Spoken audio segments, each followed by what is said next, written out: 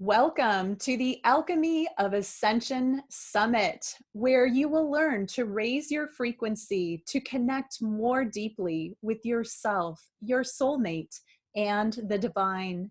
I am your host, Waxela Sananda, and today we will be talking to Candace Craw-Goldman. But first, please join me in a short alignment process to help us all get present and centered and open to receive whatever is shared in this conversation today. So begin by closing your eyes and deepening into your breath. And as you're breathing, tune in to your heart center and the light within your heart. And now expand that heart light out around your chest, feeling the light within you growing and glowing. And now bring your awareness to the central sun far above your head. And this is the source of divine masculine energy.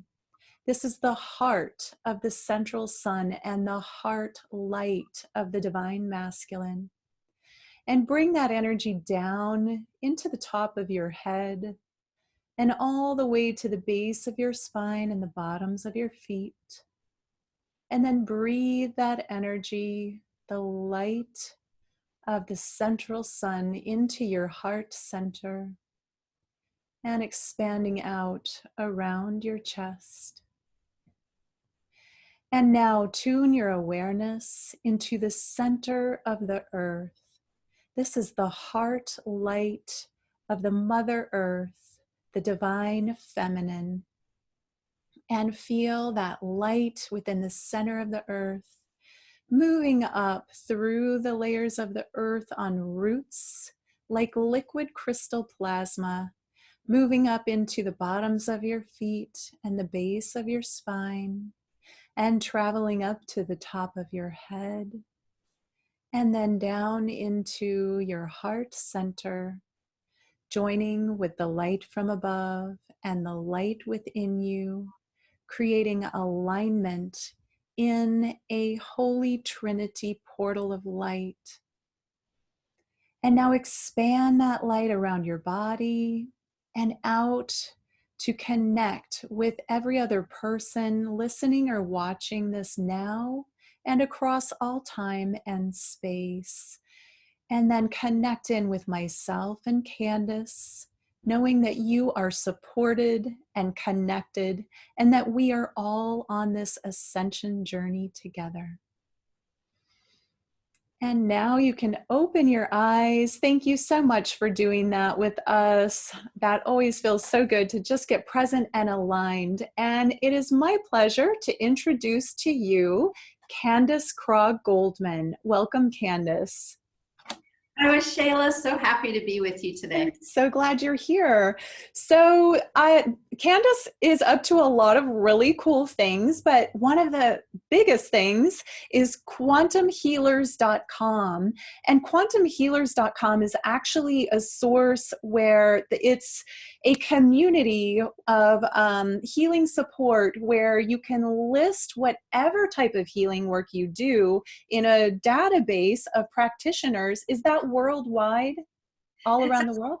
It's absolutely worldwide, and it's a great place, of course, for clients to come and find healers and way showers of all kinds, light workers. It's kind of like a light worker directory and community, all in one. And it's very easy to use our directory online. Wonderful. So a light worker directory for the world. I mean, what could be better than that? If you're looking for an alternative practitioner, a light worker, a healer, a hypnotherapist, anything goes, right, in the realm of healers.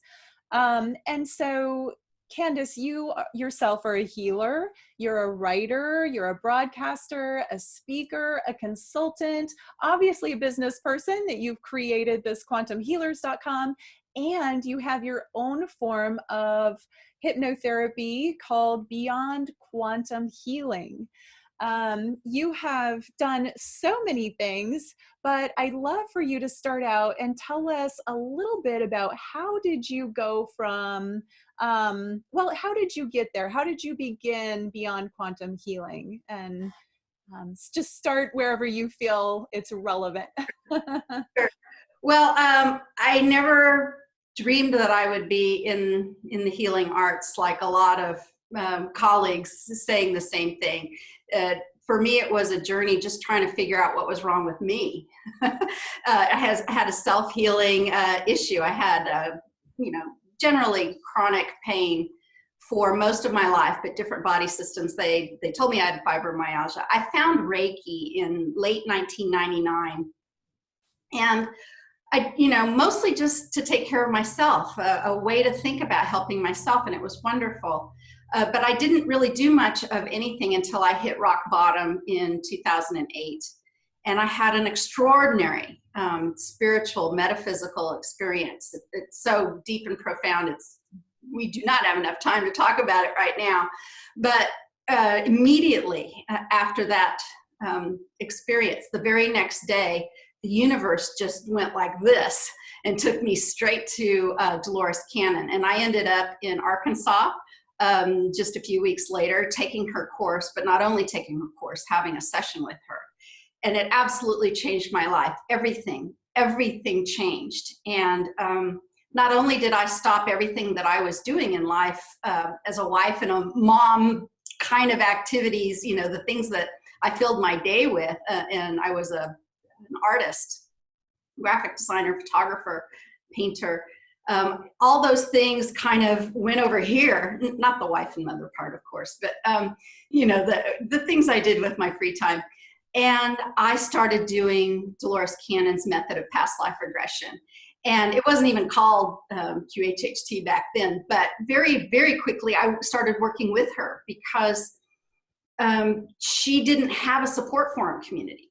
And I kept bugging her that she needed one. And she finally said, "Oh, Candace, if you start one, we'll have one." And I did. And so that's what we did. And I started assisting her in her classes very quickly thereafter. And I assisted her all the way up to her death in 2014. So where does BQH come into all of this? Well, I was very happily still doing Dolores's method even after her death.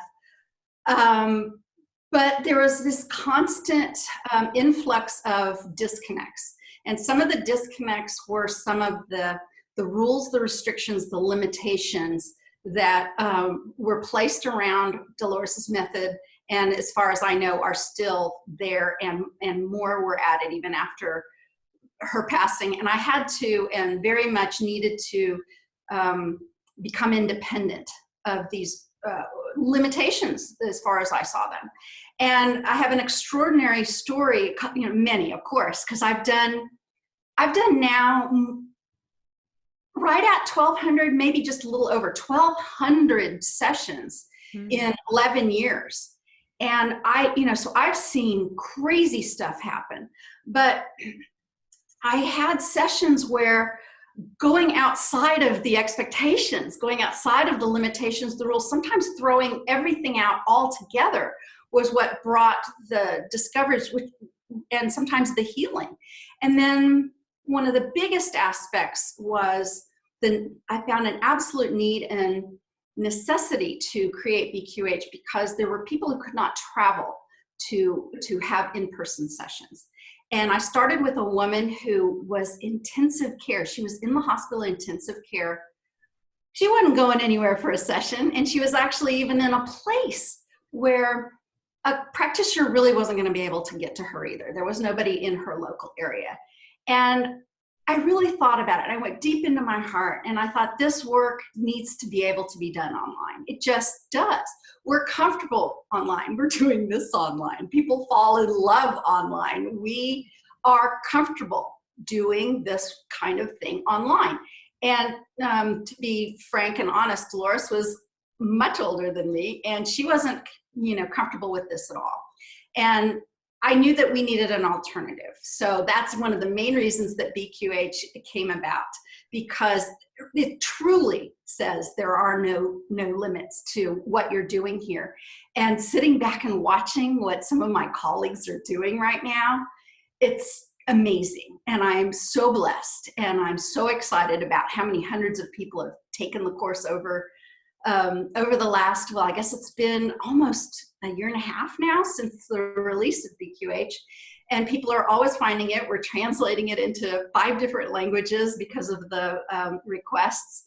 And I'm getting reports of just extraordinary work happening with BQH practitioners around the world. And I couldn't be more excited to continue to support them and practitioners of all kinds at quantumhealers.com. Wow, wonderful. Yeah, and so for anyone who's not familiar with Dolores Cannon, a little bit about her. She started, believe she started out in past life regression, right? She was a regular hypnotherapist first, and then she did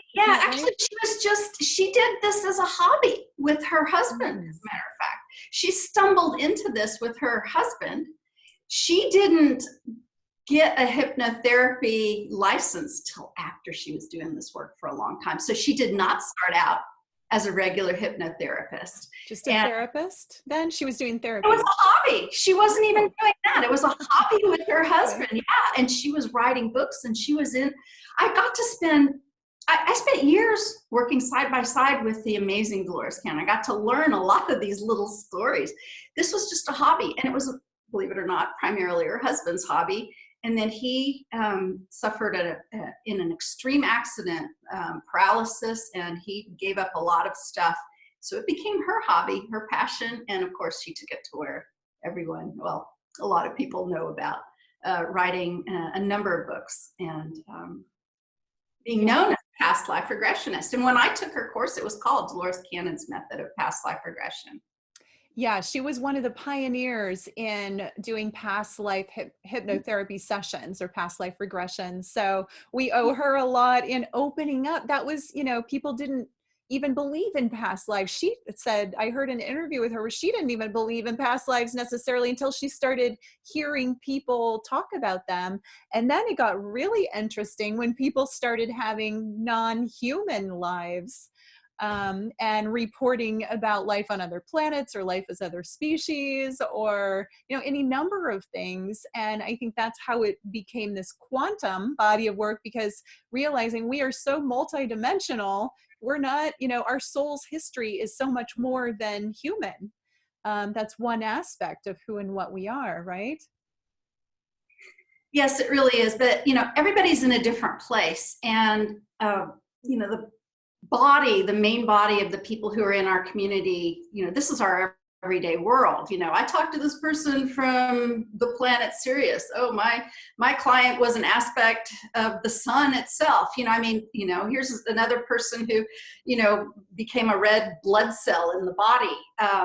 One of the craziest ones I ever had was a woman who was, just listen to this, to think about how your mind needs to focus to be even able to understand this. She found herself as like this energy, but she ended up being a gravity, but she said, a piece of gravity on the moon.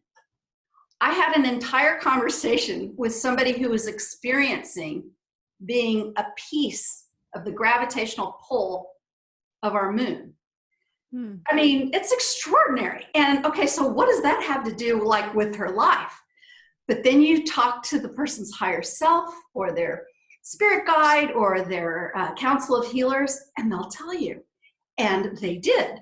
And these sometimes crazy sounding sessions really affect people's lives for the better. And it should be mentioned that a lot of people, especially if, wherever you are in this understanding and in your comfort zone, there's a lot of people who still very much have a thing that is known as a past life regression. It very much so that still comes in. It's not all that extreme and woo-woo. And, some people get lots of clients and practitioners alike tend to focus in kind of one way, typically going and visiting star beings or having star beings come to them or whatever, and others focusing on past lives, others possibly communicating with the angelic realm. And it's just a fascinating exploration of human consciousness and how we are evolving into really demonstrating and living ourselves as multidimensional beings. You know, these sessions help us figure that out, how to apply it to real life. And believe it or not, even though I work in this realm, I am very practically minded. I really am. I have these sessions, but I'm very focused on the practicalities of it. My head doesn't stay in the cloud at all. I'm very interested in how these sessions can help our day-to-day lives with our day-to-day jobs and our day-to-day people and our, you know, day-to-day interaction with the world. Right. And I get that, because it's not about just knowing what you've done before, where you've been, who you are, but it's really about how do I integrate that into this life and maybe overcome a hurdle or a pain or a life issue. And those insights can oftentimes help resolve something that's going on in this life. I've had a number of them. I've had past life regression. I've had life between lives regression. I've had the quantum healing, and I've had introspective hypnosis. So I love all of these different types of hypnosis sessions. And excuse me, just like tuning into what's possible for the human mind and what we've been fascinates me. So I love this type of work, and I can understand why Dolores created it the way that she did with her process. And I also can understand why many of her practitioners have branched out to include things that are more in their soul's understanding, or, you know, to be more personal to you as a practitioner. Everybody's got their way of doing things. And if Dolores's way works, then great. And if you want to practice other things, then absolutely, why not? I understand all of that. So you mentioned using these techniques to, you know, evolve. And I know that one of your focuses is called the New Earth, or the 5D Earth.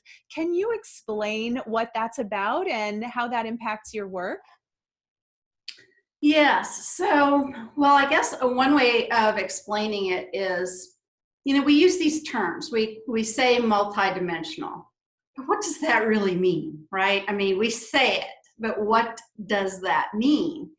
And I think about these things all the time. If I'm sweeping out my barn or driving in the car, I think about some of these things. Well, some of this multidimensionality is coming online. Many of your listeners might be aware of the fact that time seems to be speeding up. And, you know, we could talk for hours just on that subject itself, but it seems like things are just happening quicker. I mean, it happens quicker in our society. You know, we've gone from telephones to cell phones to video so quickly. We've really ramped everything up as far as our culture and our achievements. But things are speeding up with the human too. So what's happening, the speeding up of, you can think of it as evolution, right? So you might have thought of evolution as far as body structure or things like that, but consciousness has an evolution as well. And what I see happening in the last few years, and particularly just even in the last 5 or 6, or certainly since 2012, the evolution of consciousness has speeded up so well that this very vague term, multidimensionality, or to be multidimensional, is coming online and showing us what that really means and how that is expressed. And in my mind, the more of that comes online is how we move into this place that a lot of people call the New Earth. In my mind, the New Earth is a place where many, if not most or all beings, humans, understand and practically live multidimensionally. But I also really believe, and there's a lot of different talk about this too, that, you know, there's an old Earth and there's a new Earth and there's this split. So far, what I see is we have a foot in both worlds. And depending on what's going on, you may be squarely in the old earth, 3D kind of thing, the way that we used to think very linearly and very with a lot of limits. And there are other times when you are absolutely on the new earth. And people have glimpses of this.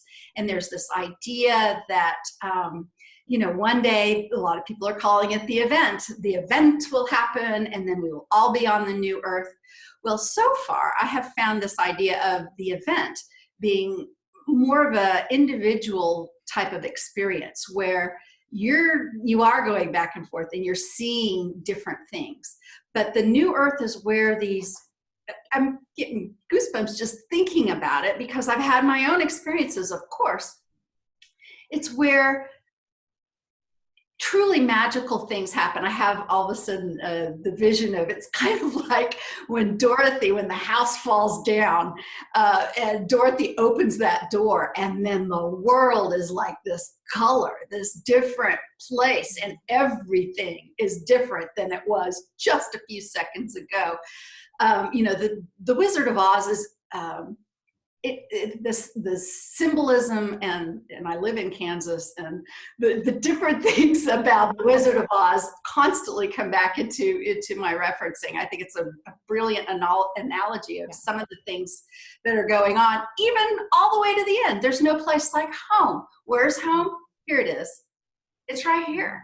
It really is right here. And if I didn't say it, and I don't think I did, I really appreciated how you began this interview, because being in that place of the heart is one of the ways you get to where you're experiencing more of your multidimensional self. Yes, I absolutely agree. And that's been my personal journey as well, where, I had incremental waking up, like step by step, but then I had a huge heart activation, and that really had me change the way I work and the way I interact, where before it was like kind of up and out, very heady and, pineal activation. But with the heart activation, it's ascension, it's going in, and that's how it all, makes sense. And I really got more access to my multidimensionality through going in the heart and exploring that. Yeah, and there's science that actually backs this up. Many of your listeners, your viewers might be aware of the Heart Math Institute. There's this famous study that they did, and I think that this is fascinating and something that we should all be aware of, where they had participants that looked at a screen, and on the screen images would flash up. And the experiment was, as soon as they knew whether it was a positive image or a negative image, it may be, a picture of a happy puppy, and then it might be a picture of an automobile accident or something like that. These were all flashed to the people in this experiment. And what they found out about this experiment was, because the people were hooked up, to equipment, their hearts and their minds. And what happened was absolutely fascinating, and I think about this all the time. The respondents, the people in the experiment, their hearts would respond not only before their brains, or their minds, sometimes and often before the photo itself was flashed. This is what we mean when we say, go in, your heart knows, just like the hearts of those people in that experiment knew what was coming, the positive or the negative. It knows, and it's not always words, and it's not always a story, and it's not always logical, but your heart knows. That's where the wisdom is. Yeah, that reminds me of, I did an interview with Yvette Rose, and she said the heart has, I believe she said 8 times more like thinking capacity or neurotransmitters or something like that. I don't want to say for sure how she said it, but 8 times more than the brain, or 8 times more powerful, or energy generation. And, you know, I get it, because it's like that thing you don't know until you do know. And then you're like, oh, now I get it. There's a lot more power here. And we're shut off from that, you know, from society, from childhood, from all of the traumas that happen to us. We shut that down because that's also where we feel. But our feeling is how we become multidimensional in these bodies. And we've got to turn that all back on to have access. So yes. And you know, with the new earth and the layered earth, or I don't know exactly how you said it, there's this concept of having 2 earths, or an event where you go from 3D to 5D, essentially, or old earth to new earth. For me, I've like experienced that 1 foot in the 3D, 1 foot in the 5D. I had 6 weeks where I didn't see a single chemtrail in the sky, and I go outside every day and look. I always look up. I just like to. But for 6 weeks, and I was telling my friend about, oh my gosh, I can't believe it. There are no more chemtrails. They're gone. And I just thought that was reality, you know? And it was like, I told her, and then several weeks later, I had dinner with her. She's like, you know, I heard you say that, but I look up every day and I see chemtrails every day. And I'm like, what? I thought they were told. She's like, no, they're not gone. They're there. And 2 days later, I started seeing them again. So I'm like, oh, I was like just in a different place, but I was also here. So that's the kind of the mind trick of it, isn't it? Yeah, it is. You know, I have an art reference for that I think about a lot. Tracing paper. So if you imagine like tracing paper, or if you imagine acetate, which is a clear, you know, piece of plastic that you can draw on, our lives, ourselves, are like pieces of acetate or tracing paper. So you can sit in the same room with somebody and communicate with them and be on different layers and levels of what's going on. And you know, I remember, because again, I was in so many classes, and so, you know, in the audience of so many interviews of Dolores Cannon, and a lot of people would ask her about chemtrails. And I loved her response to that. But a lot of people who were listening didn't get her response. And she would say, oh, I just don't even think about them. I don't pay attention to them, and they don't exist for me. And there was a certain part of the audience who would have this reaction and say, you're just burying your head in the sand. They actually really are there. Here, let me show you the proof. But Dolores Cannon was very wise, and she knew that for that person, they were very real, and they were in that reality structure where it was a problem. She simply chose to be in a reality structure where it was not. And it's not always really, this is not always really understood. There's this idea of proving and being logical and facts and all of that. But things like the Mandela effect will prove to you that it's not always about, you know, what it is about is right now. You know, what's your heart doing right now? What are you experiencing right now? How are you feeling right now?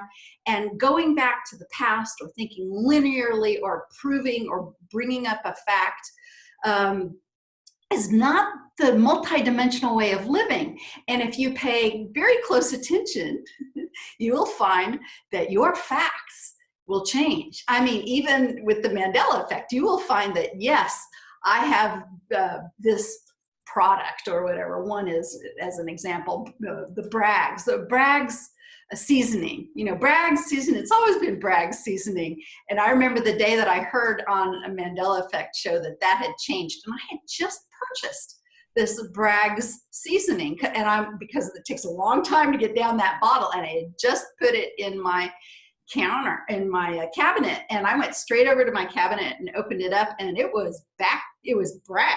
I mean, so like I bought it the day before Bragg's, and we had a little timeline, you know, swap happen, and it will redo the facts. You know, it will replace the facts because there is no real, I mean, we have a memory of something the past. And it's very real in that moment. But really, the only thing that's truly, truly real and where all of your power is right now, right now. Mm-hmm. Yeah, yeah, that is a rabbit hole for sure, isn't it? Yeah, it is. And yes, it's the world, we don't see the world as it is, we see the world as we are.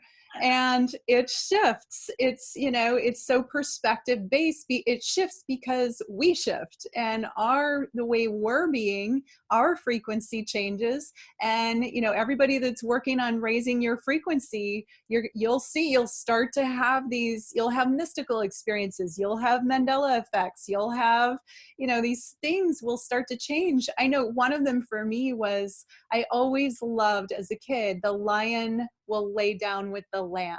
Absolutely love that saying. There was a picture of it. I read it, and then at some point I read, that was one of the effects. It changed to wolf will lie down with the lamb. And I'm like, wait a minute, there was no wolf.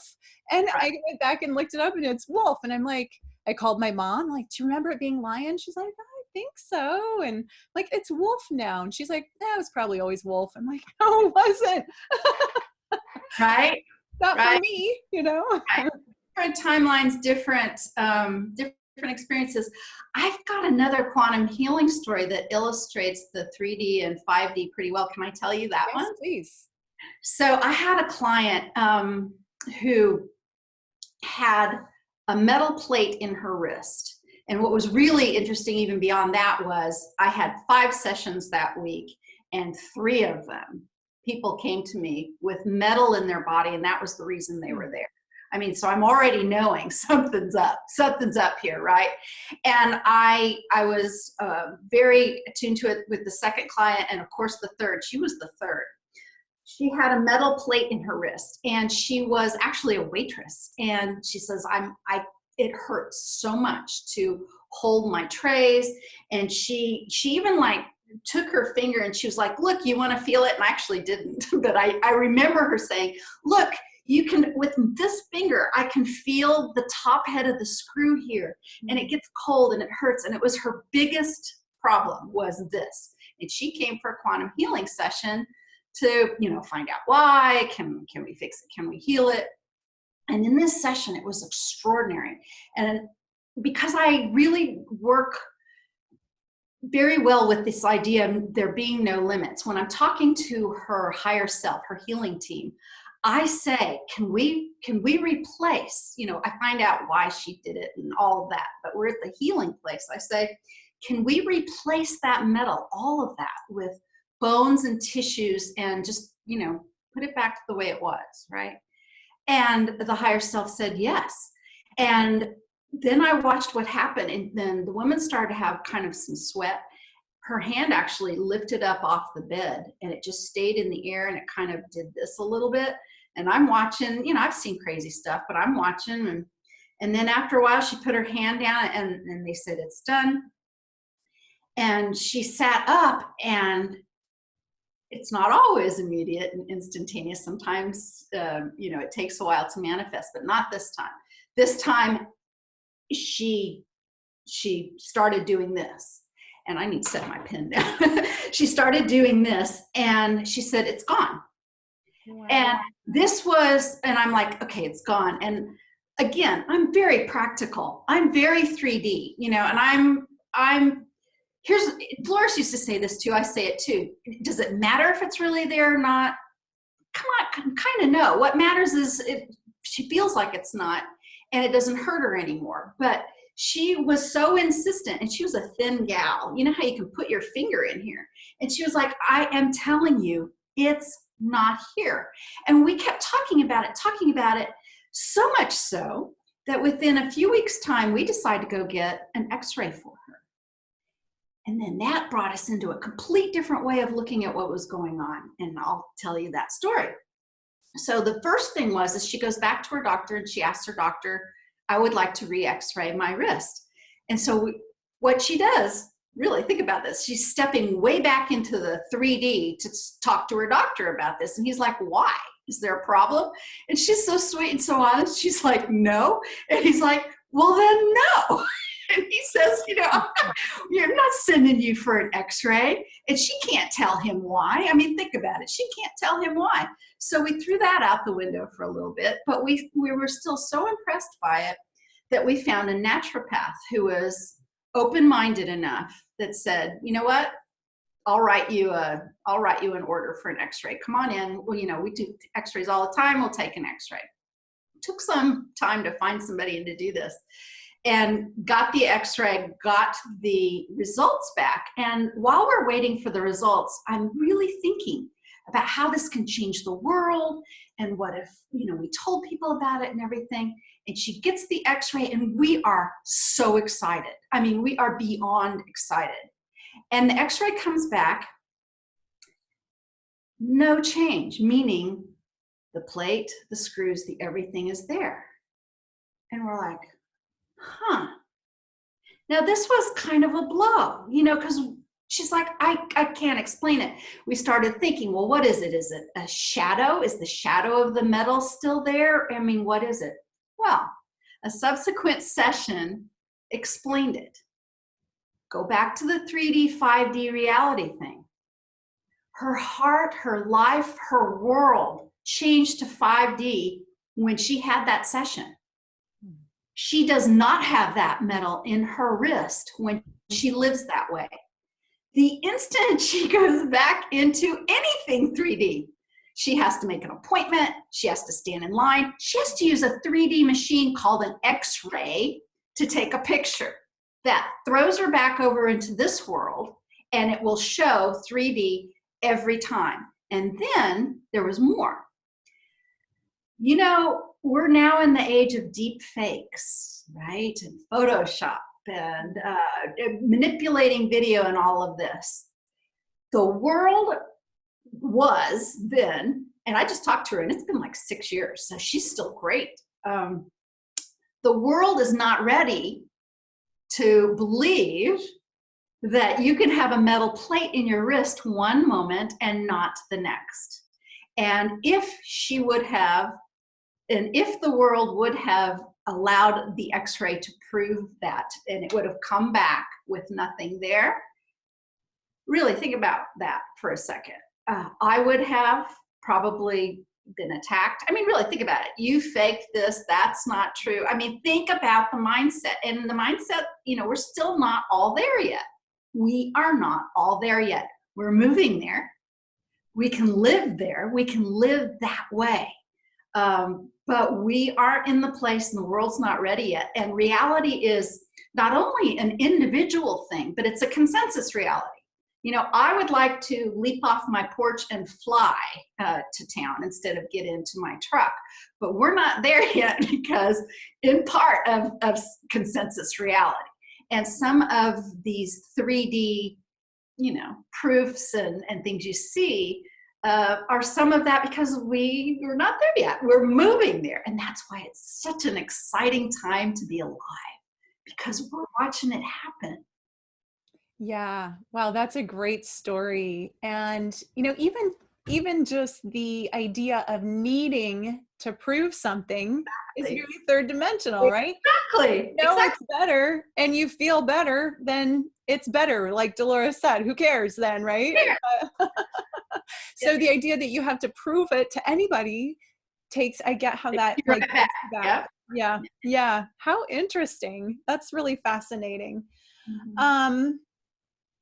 Gosh, you know, there are lots of different directions we could go here. I would love to hear, like, has there been, aside from the one you just told, has there been a pivotal session that you did with someone that changed your view of reality? I know you've done so many. Yeah. It was another one. And again, I just talked to this woman, which is kind of crazy. Some of these really pivotal sessions that I've had over the years, some of these people are feeling prompted to reconnect with me and talk to me, which I find fascinating. You know, something's happening in the year 2020. Really, something big is happening this year, and I can feel it in my bones and in the marrow of my bones. But so this woman, I'll call her Maria. Maria, and I'm in the middle of writing a book. Maria is not her name, but Maria came to see me. This was after Dolores passed, 2.5 years, I think, even after Dolores passed. And Dolores died in 2014. And this was one of the, I'd already been doing my own version, my own thing of BQH, Beyond Quantum Healing. But anytime anyone would say, teach a class or whatever, I was more interested in just working. I saw how hard Dolores worked, and and I knew a lot of people might think I was co-opting our relationship to benefit. And I wasn't sure I wanted to do any of that. But after this session, I went, oh my goodness, we're going to have to talk about all of this. So she came to see me. She actually flew in from one of the coasts. She flew in to see me, and she really didn't tell me too terribly much about why she wanted a session until she was sitting right there in front of me, and that was fine. I just used my intuition. There was very few people that I didn't feel like I would be the best fit for them, but whoever made a session, come on in. So she came and she sat down, and she started to tell me her story. She gave me not too much information before showing up, but she started to tell me a story, and she started to tell me that she believed that she was under the effects of a very powerful curse. And this curse had been affecting her life and so much for many, many years, 16, 18 years, something like that. And she was so sure of this, and she had other healers and other seers and other psychics or whatever agree with her that she had, this problem, and she had this, this entity attachment thing and all that. And she'd actually been this I started to, I remember, I think I might have been even sitting in this chair, and I'm starting to think about what she's telling me, because what she told me was she'd been to South America, not once, not twice, but 3 times, going down to see very well-known, very professional, worldwide, well-known shaman who specialized in this kind of thing. And she gave me a brief story of number 1, kind of gave up, moved to number 2, also gave up, did everything, did all the whatever, the ceremonies, the journeys, the things that they said, went down to South America for the 3rd time. And this time, this particular shaman told her that she was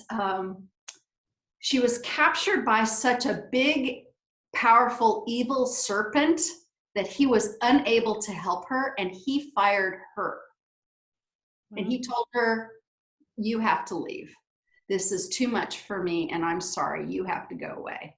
And I'd never even heard of anything like this before. I was, I'm sitting there thinking, I'm looking at her. Now, I have to go back now and mention this about this idea of entities and attachments and things like that. I've not yet, and I want to emphasize the yet, but I have not yet, in 11 and a half years and 1,200 sessions, I've not yet run across this. I'm not saying it's not real in some people's realities. It's just that reality, that consensus reality thing, and where I'm sitting, does mine overlap with this idea? Our community says, is this what you do? Okay, great, good for you. We don't say what everyone's reality is. That's what I love about our quantumhealers.com group.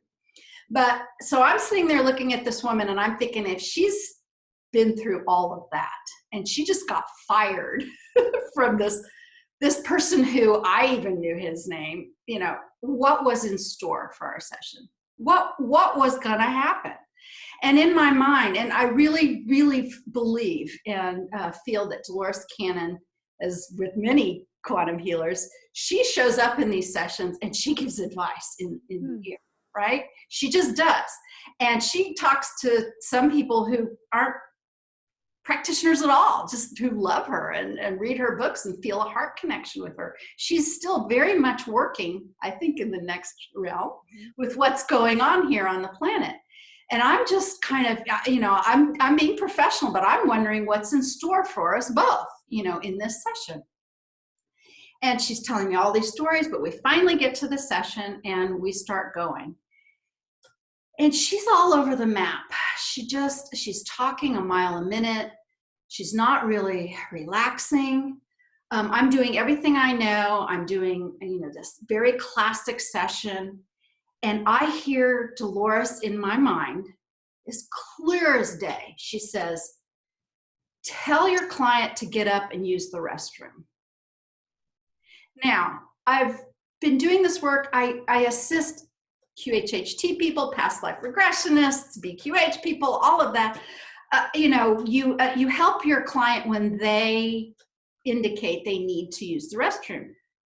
Never in 1,200 sessions have I said, hey, you, get up and go use the toilet while they're laying down attempting to be in this deep trance state. And I'm thinking, I hear her as clear as day to tell me that. And I'm thinking, how am I even going to do that? So I'm gathering my thoughts while she's still kind of really, you know, she's one of those people who's just talking a lot.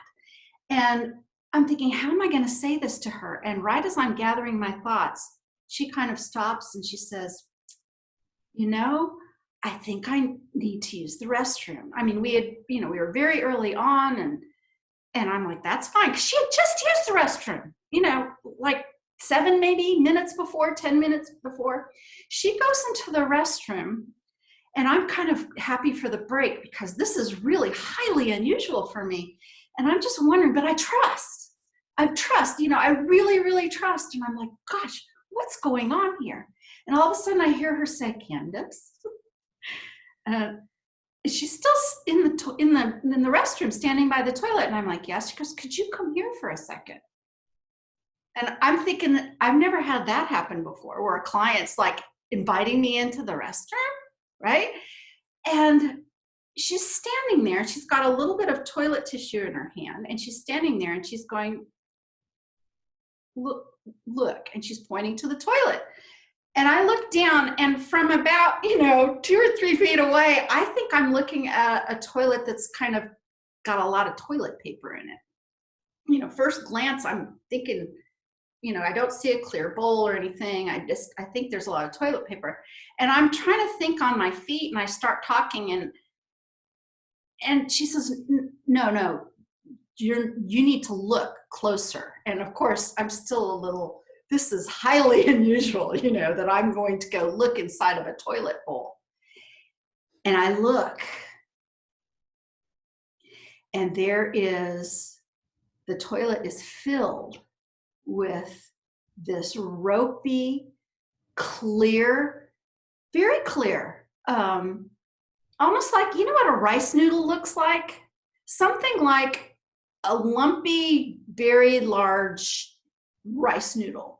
And my next thought was, is this a parasite or something? But I'm looking at it. This is not. It looks like, I don't know, tissue human tissue, not toilet tissue. She's still holding the toilet tissue in her hand. She did not put it down in there. There's no, pardon me, but there's no blood. It's not gory. It's just this thing. And and then I'm hearing Dolores, there's your serpent. And I'm looking at this and I'm shocked. I mean, I've seen things, but I've never seen anything like that. And I'm sure I'm like that.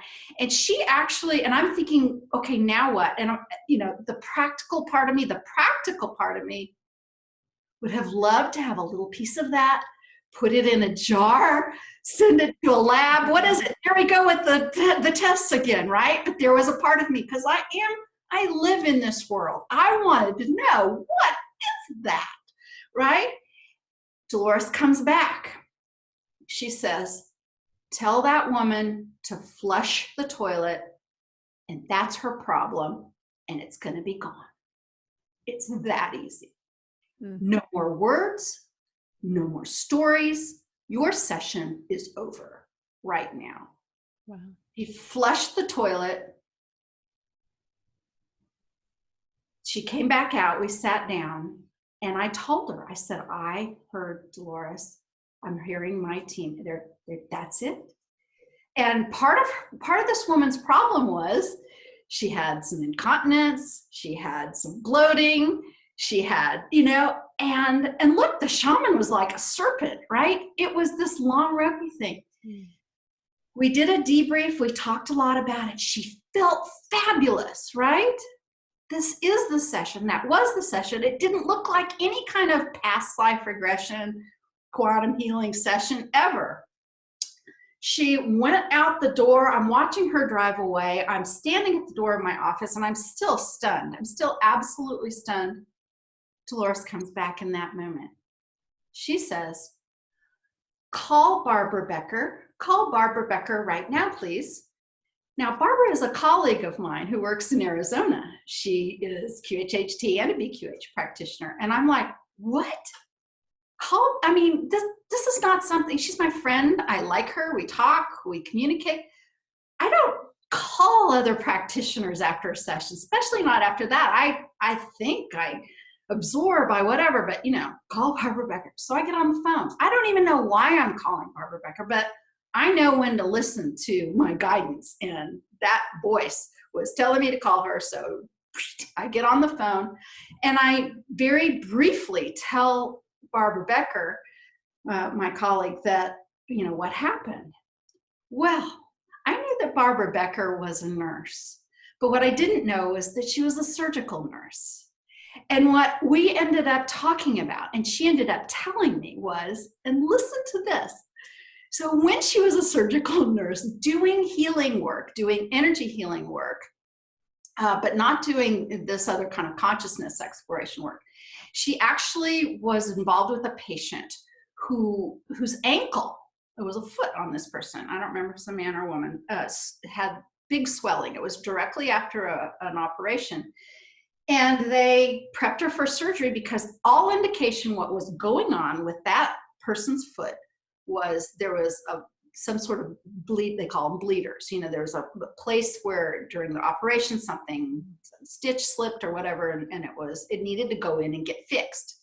So, right? So they prep the patient, they bring it, I don't remember, him or her, into the operating room. They open up the ankle, fully expecting there to be the bleeder problem.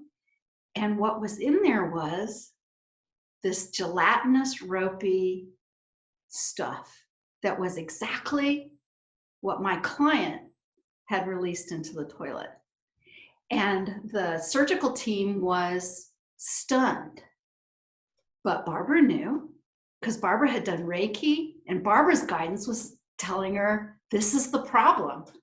The problem of this person's foot has manifest into this gelatinous thing that the energy healing put together in a way that it could be removed. So this person's problem is removed physically, absolutely removed physically. And that was the problem. How would I have known any of this? I wouldn't have, right? But it just gave confirmation that what happened was exactly where I was thinking what had happened. And I actually got to talk to a colleague about how it happened. And so why is this so pivotal? Of course, it's a crazy, great, amazing story. And the woman is still doing wonderfully. It was mostly about relationships, and the relationship immediately was resolved from this curse. And even some other things were resolved. But what I realized was, if I would have, because, in my guidance, I didn't make the woman lay down. I didn't finish the session. I didn't finish the prescribed outline rules thing of what's going on. I was following what I was hearing in my mind. I was following my intuition and my gut, and sent her out the door saying, it's over. No more stories. Dolores is like, no more stories. That's part of her problem. Her repeating of the story created that thing inside of her. It created a physical thing inside of her. And so while I'm not at all, please, those of you who are listening, not at all saying this is what all evil entities or attachments or negative attachments are. I am not saying that. I'm saying that's what happened in this case. That was my experience. And to be fair too, Dolores said, I've never run across those either. And she did thousands of sessions. I run this community where I say it still hasn't happened to me, but that doesn't mean you can't come to our community and talk to us about it. And we, and we don't prescribe only one belief system in our community, so we learn from each other. But it was after that session where I said, you know what? Sometimes you have to throw all procedure out the window and follow your intuition and follow your gut, even if that's not the way the method is described as working, not the proper or pure way it's described of as working. And so that's why I created BQH, because BQH says, here's an outline, here's a foundational outline of what I have found to work for almost everyone. If that doesn't work, throw it out the window and change any part of this along the way. As long as your client agrees, as long as you communicate with your client about what they're comfortable with, even while they're in trance. Maybe my team is telling me, maybe we should try this or whatever. Communicate with your client. And if everyone's on board, why not?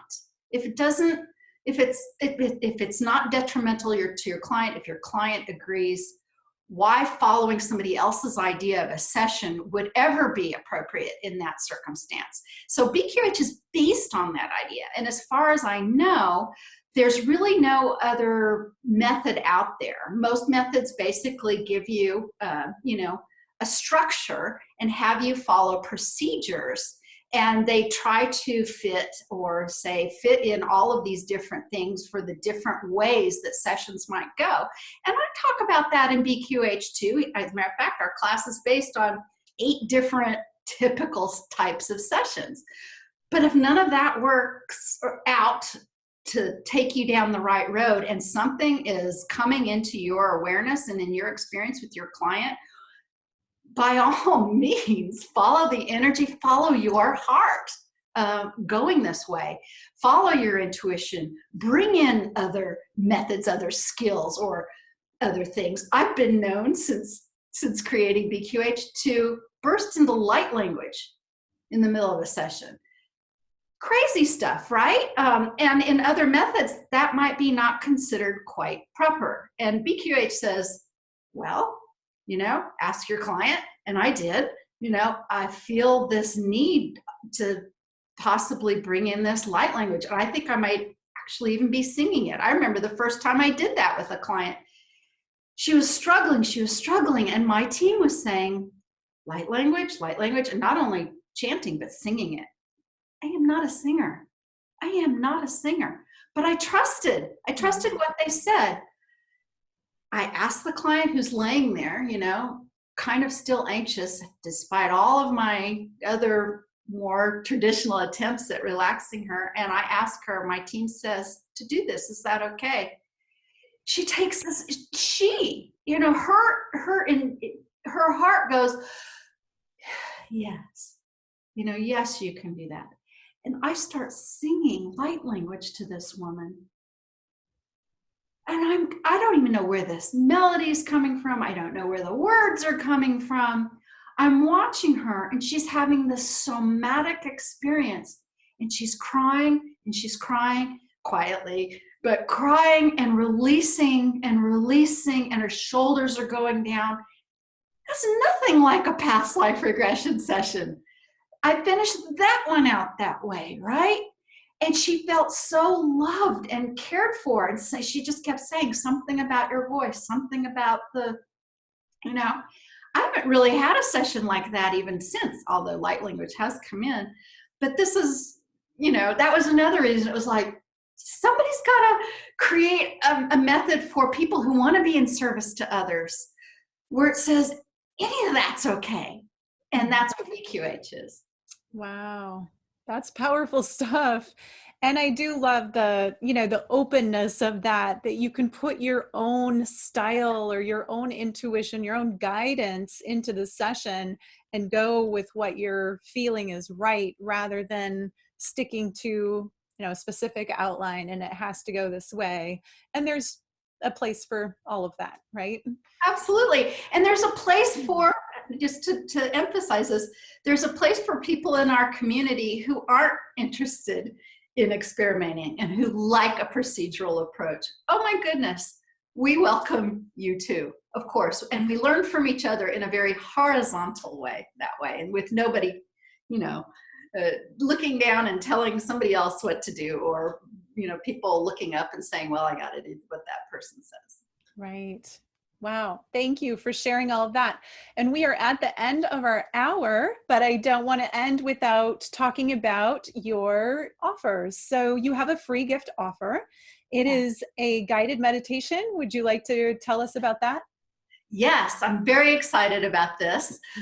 So this is just going to be a brief guided meditation, but it has some visuals as well. But it's a guided meditation, a guided journey to have you meet your higher self. And I'm very, very excited to offer that, and it can be downloaded, and you can have that on your computer or your device and be able to use it at any time that you would want in the future. And even for people who may have contact with their higher self already, I think you might enjoy it. And you never know what other aspect or expansion your higher self might show or provide you by, trying some different ways of that kind of communication. Yes, a free guided meditation to meet your higher self. Download that. You guys go get it. Yeah. And then you also have a $97 offer, which is a live group BQH, Beyond Quantum Healing Spiritual Journey. That sounds amazing. Yeah. And I actually really started thinking about that too. And when I probably should have mentioned this before we got started, but I think I'm gonna switch that up a little bit, and here's why. I started thinking about groups across the world and the time zone thing, and I started thinking, I think I need to possibly modify that. So if I may, the same link is going to be there, but I'm going to modify it rather than try to find a time when most people can to make this. And yes, they could always make the recording. What I'd like to actually offer is a one-on-one brief mini session. A mini session, so like a 45-minute mini session where one-on-one you can experience what BQH is, either with your eyes open or your eyes shut, or even simply use that time, that 45 minutes, to talk more about what a BQH session is. And let me explain that just a little bit. So in quantum healing sessions, BQH sessions, we do sometimes a little practice, right? This is kind of how it feels like, this is kind of how it works. So for my $97 offer, what I'd like to do is offer that one-on-one with anyone who signs up. So get to know you briefly, answer all of your questions about BQH and quantum healing and anything else in general, and then end it with this little mini session of a BQH session one-on-one with me for the $97 offer. Wow, wonderful. So $97 gets you 45 minutes of time with Candace, and she is the creator of BQH. So there's no one better to have a conversation with about that, and you can experience, what that's like for yourself. So beautiful. Thank you for that generous offer, Candace. I appreciate that. I'm really looking forward to meeting some new people in that way. And then I also thought, just one-on-one, sometimes people let loose a little better that way. So. Yeah, well, one-on-one sessions are amazing. That's the best. And you get so much attention that way. So whoever resonates with that, for sure, go get that. And you can find that by responding to today's email and this page that you're on. And so with that, I'm going to end. And I want to say thank you so much for everything you shared, all of that information and the stories. I love stories. I'm a storyteller too. So I think we receive a lot and open a lot just by sharing and hearing stories. And thank you for everything you shared. And thank you all for listening and watching. I would love to hear your feedback. What did you get out of this session today? So just go reply to today's email and let me know, what was your aha moment, or did something really impact you about this conversation? And then whatever you share with me, I will be sure to share that with Candace as well. Okay, everybody, thank you so much. Have a beautiful day or evening wherever you are, and namaste.